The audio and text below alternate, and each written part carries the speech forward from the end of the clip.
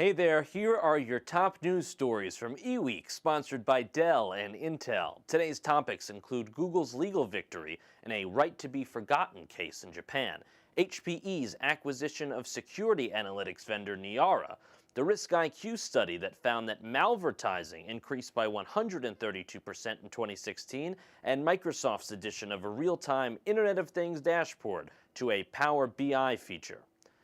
An illegal victory for Google in a right-to-be-forgotten case, Japan's Supreme Court this week decided against an individual in the country who wanted search results about him removed from Google Search. The ruling is important for Google, which is embroiled in similar right-to-be-forgotten disputes in the European Union and elsewhere around the world.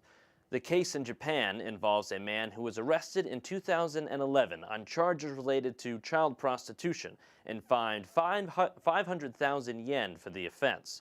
According to a description of the dispute on Japan's Asahi Shimbun's website, in 2015, the individual asked the district court in Japan's Saitama district to get Google to remove details of his arrest record from its search results because it was hindering his attempts to rehabilitate himself. Google refused to comply and instead appealed the ruling to the Tokyo High Court, which overthrew the district court's decision on the grounds that it was not in the public interest to expunge the man's criminal record. Hewlett Packard Enterprise announced on February 1st that it is acquiring privately held security vendor Niara Inc. Financial terms of the deal were not publicly disclosed. Niara is a security analytics vendor with a specific focus on market segment known as user and entity behavior analytics. The company first emerged from stealth in June 2015 with the promise of using big data security analytics to help organizations improve security.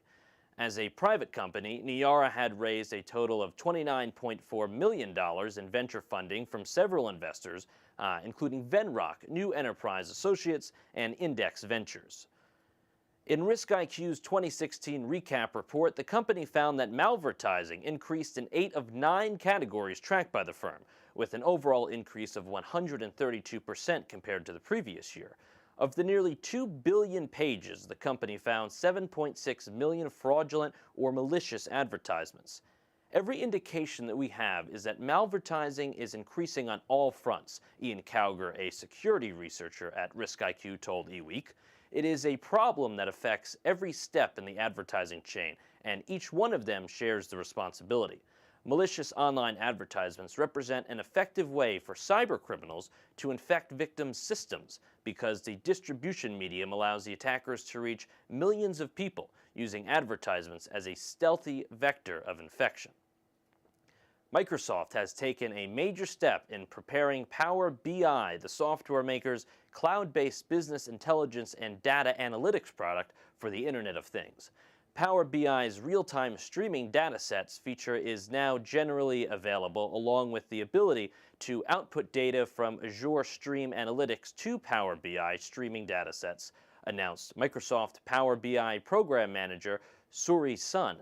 Azure Stream Analytics is Microsoft's event data processing service that enables real-time analytics on data collected from Internet of Things devices, sensors, and applications. Thanks for watching. Follow the links on this page to learn more about the stories mentioned in this broadcast, and check back every weekday for another daily tech briefing from eWEEK.com.